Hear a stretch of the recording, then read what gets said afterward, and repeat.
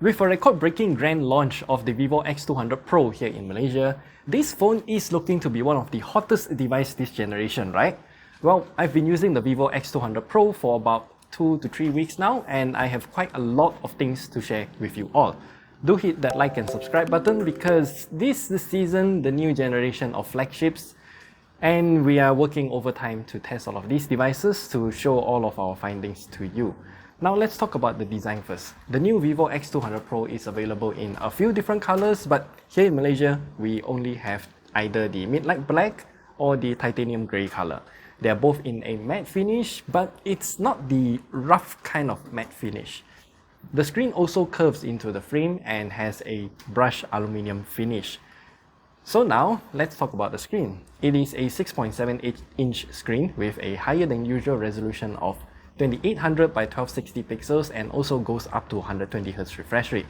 Their screen can also go up to 1830 nits in SDR mode and 1860 nits in HDR mode. This is a very bright screen and will have no issues using outdoors. There are also 3 different color profiles that we can choose from. Starting with the default color profile, we can get 99.81% of sRGB and 97.74% of DCI-P3 color gamut coverage with very good delta E number. The maximum delta E number here should be a fluke since the average is so low. Then we can go into the settings menu and change it to the professional color profile. This lowers the color gamut coverage. If we then switch it over to the bright color profile, it covers basically 100% for both sRGB and DCI-P3 color gamuts. Once again, the maximum delta E number here should be a fluke as the average is very low. With that said, I think using it in the default color profile is already good enough. This time though, Vivo opted for an ultrasonic fingerprint scanner similar to what Samsung had for the past few years. It is very fast, very accurate, and it is also in the correct location. I just wonder how accurate it will be if we eventually switch it to a tempered glass screen protector, but those are kind of difficult to find since curved edges on a screen like this, tempered glass will not be happy about it. Now let's talk about the performance of this phone. The Vivo X200 Pro is equipped with the latest MediaTek Dimensity 9400, and their tuning for this chip is a bit more aggressive. I'm not sure if that's the right word, but we can see that the performance is very good for this phone, though the thermal limit is at 44 to 45 degrees Celsius, somewhere around that. It could be that because of this super thick camera bump is acting as a heat trap. For Genshin Impact version 5.2, we can get around 50-ish FPS most of the time, and I did see it dip to somewhere around 45 FPS sometimes. These tiny frame drops aren't jarring, and the entire gaming experience was very smooth and I have no complaints overall.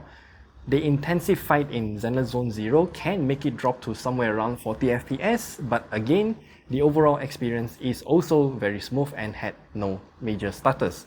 For an action-intensive game like this, frame rate consistency is very important. You can watch the entire gaming test video on our channel and I will leave a link down in the description below. We tried many more games than just these 2 that we are showing in this video.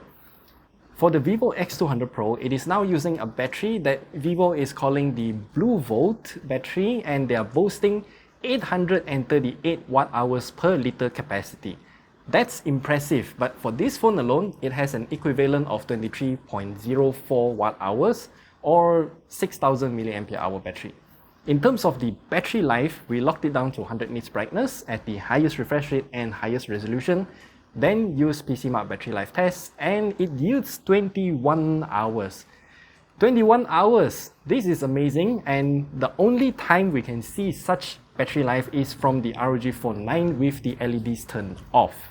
It's safe to say that the battery could even last you 2 whole days with just one single charge, but that truly depends on how you use your phone. So if you're playing games, then the battery wouldn't last for 2 days, but it still lasts you throughout 1 whole day comfortably. As for the charging speed though, this requires a little bit more explanation.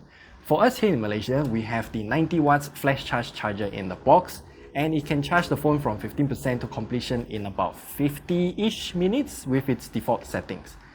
Then if we head into the settings menu, we can turn on the fast charging option, and that will make the phone charge faster at the expense of heat. This shrinks the charging time by almost 10 minutes, but the temperature can go up to above 40 degrees Celsius. Remember, you will have to use Vivo's own charger and cable if you want to achieve this fast charging speed. Then we also asked Vivo, does the X200 Pro support USB PD PPS? Because I don't like proprietary fast charging standards, and Vivo actually said yes, up to 55 watts. But from what I have tested, the phone will only take about 25 watts maximum via USB PD PPS, but the charging speed is more or less the same as the default charging speed with the fast charging option disabled. In fact, using USB PD PPS chargers will be even healthier for the battery because the temperature is at most around 35 degrees Celsius. This is fantastic news because for those who want to find alternative chargers and power banks, you can just use anything that supports USB PD PPS. So for example, our Ugreen power bank, that will also fast charge this phone, and that is great. In terms of the software though, this is where I think it needs some improvement. The Vivo X200 Pro is running on funtouch OS 15 on top of Android 15, and it works pretty much the same as before. The animations are definitely very smooth, and I thoroughly enjoyed my time using the Vivo X200 Pro. However, there are still ads on this phone. From the setup process to the home screen, like those hot apps and hot games, and the entirety of the V App Store. And there are also ads pushed via the notifications as well. Seriously, if we are paying top dollar for a flagship device, they shouldn't have these kind of ads in the phone. If we actually want to use the search engine to find something, it is also full of ads. But we can disable the ads manually. But again, this shouldn't happen in the first place. The first impression that I have of this phone's OS is definitely affected.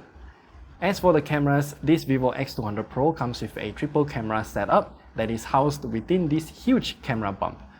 I'm really not a fan of such camera bumps as it is very bulky and has a huge piece of glass covering all of the camera lenses.